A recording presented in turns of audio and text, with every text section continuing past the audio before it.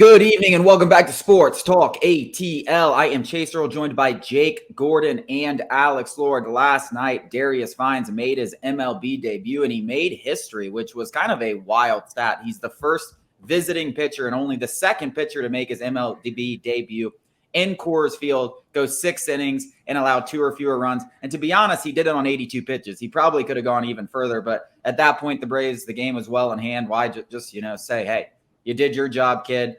Fantastic outing from him. The thing that I noticed the most was the changeup. It was his 70 grade pitch, and it looked like a dominant pitch. I mean, it is a fantastic changeup. It is one of the best changeups I've ever seen, especially from a young pitcher. Got a ton of swing and miss, and I was impressed. He threw strikes. It was very Bryce Elder-like, with a little bit more swing and miss with that changeup. That's kind of what I got from it. Yeah, you call it Bryce Elder, like I did have somebody in my mentions compare him to Greg Maddux. I don't know if I'd take it that far, but he did look pretty good. But yeah, no, I was happy for the kid. You know, they interviewed his family. It seemed like a very close, very nice family. It was a touching moment. And that stat about the Coors Field, that is wild. Like I don't have any way of verifying that, but I saw that and my immediate thought was like, there's no way that's true. But I guess it is. No, I guess it is. Like, yeah, I don't know. That's crazy, though. I saw multiple people tweet it out. I saw Toscano tweet it out first about a visiting pitcher, and then I think it was McAlpin tweet out that Kyle Freeland's the only other pitcher to do it, and obviously he's on the Rockies. So yeah, he pitched last night. He got tattooed. Yeah, so – yeah, Vines looked – listen, I know it's been a revolving door for that 5th spot, and I understand why. Nobody's pitched well, but that was about as good as we've seen anybody pitch in that spot. And with rosters expanding, you can bring in an extra reliever. There's no need to option him for this series against the Dodgers. I think he pitches next week. We do have an off day, but I think the Braves have made it clear they want to give some of their guys a little bit extra rest. So going to that kind of it's not a 6-man rotation, it's a 5-man, but with the off day, you're giving those guys extra rest. I think that should be the course. I tweeted last night, I'll punch my wall if he doesn't pitch next week. Like, he looked that good. Like, come on, give the kid a couple shots. Like, we're up 13 and a half games in the division. Like, come on, let's go. Yeah, the biggest takeaway I had wasn't about Vines in general. It was just about that 5th spot and how everybody was whining about the Braves pitching staff. And I know they're talking specifically about the 1, 2, 3 spots and maybe even 4.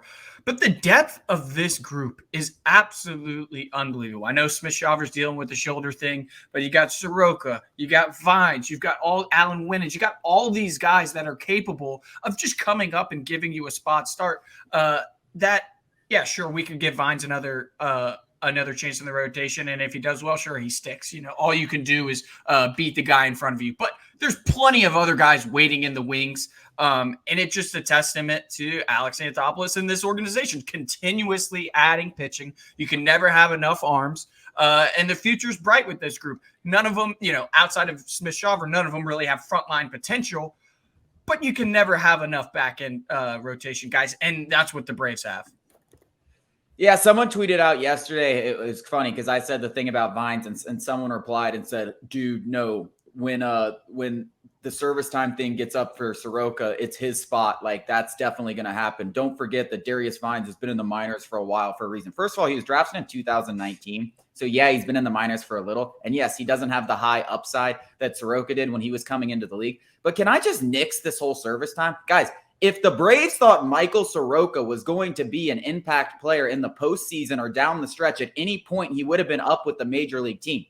Like, not only like this has a lot more to do with them reducing the innings and him not being that good than it has to do with service time. And maybe that does play a little bit in the factor, but it's an after the fact thing. Like, we don't even know if he's going to be on the roster in a couple years. So please stop tweeting that at me. It's like one smart guy tweeted that out, that's a thing, and a bunch of idiots run with it like that's definitely what it is. No, it's not. Please stop saying that. That is the biggest thing, what you just said before all of that. If Michael Soroka was, rookie Michael Soroka, Cy Young Michael Soroka, this wouldn't even be a conversation, because talking about service time with a guy who's contributing at the major league level makes you look like an idiot.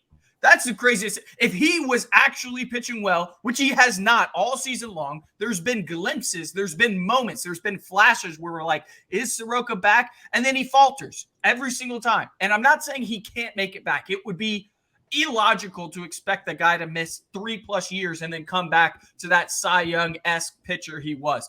But if he was pitching well like he was in 2019, I mean, that's just crazy. Or 2018, 2019. That's just crazy to act like the service time is the driving factor in him being in AAA. It's the fact that he owns a 5.0 ERA in the majors. That's why he's in AAA Gwinnett, not because of service time. Yeah, I mean, let's just be real about it. Darius Vines' start yesterday was 10 times more impressive than anything Michael Soroka has done, and he's gotten more opportunities. Like, that's just the reality of the situation. Like, he's not guaranteed anything, and this isn't me crapping on Michael Soroka. It's just the state of where he's at right now. And if they thought he was going to be that pitcher at the end of the season, they would have started giving him rest earlier in the season and stuff like that, so that he could be available in October and stuff like that. Like, there is no this sentiment that like they've just been waiting to give Soroka this shot at the end of the year because of service time is just so incredibly dumb. And it's just like one person mentions it, and then I can't get it out of my DMs. I can't get it out. You do know. Go ahead. I'm just saying, I get this response. Like, you do know, like, we're just doing this because of service time. Like, they're telling me something. Like, I don't know what's going on. Like, dude, I know. That's not wrong. September 15th, too. Like, how long do you think the guy needs to be in the major to be ready for October baseball? 2 weeks, 2 starts, and then he's ready. They're just waiting, and then it's his spot. That's like, think about that. He needs 2 starts, and then that's it against major league talent after everything we've seen, which is mostly bad. Sure, again, flashes. There's been flashes. We all hope he can return to be that guy. But let's call a spade a spade. He's been bad.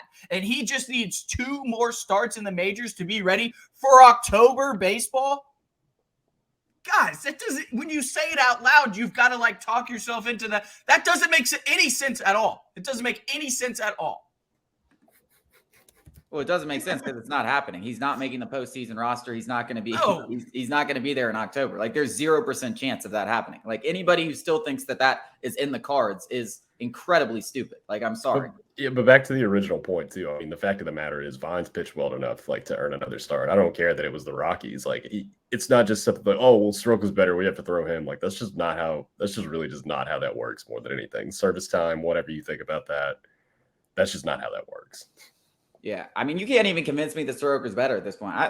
Listen, Vines, he looked good. And you can say the Rockies have no lineup, but hey, there's a reason why he was the first person to go into Coors Field and do what he did. It doesn't happen. It doesn't matter what lineup. The Rockies have had plenty of bad lineups, guys. Plenty of bad lineups. It hasn't happened. You don't go into Coors Field and shut lineups down because it's incredibly difficult to do. And he made it look relatively easy. Like, there was no, it was a very stress-free outing. And then the Braves took care of business offensively, which is what you expect. Marcell Ozuna. I mean, we talked about it yesterday, Jake, and we kind of just sat here and laughed for about the final 5 minutes of the segment because it's like, dude, this guy is incredible. And I know we talked about the contract extension, but let's just not even say extension. Dude, like, he has an option in 2 years. Like, bro, that thing legitimately might be picked up. It really might be. Imagine saying that when he was hitting, below 100 earlier in the season. That's why we were laughing. That's why we were laughing. Whoa, way to tell on yourself you didn't watch the show yesterday, bro. Yeah. We said the exact same thing. I mean, it is unbelievable. But coming up after the break, another big Braves pitcher on the farm made his second rehab start. We're going to talk about Kyle Wright and how he looked coming up after the break.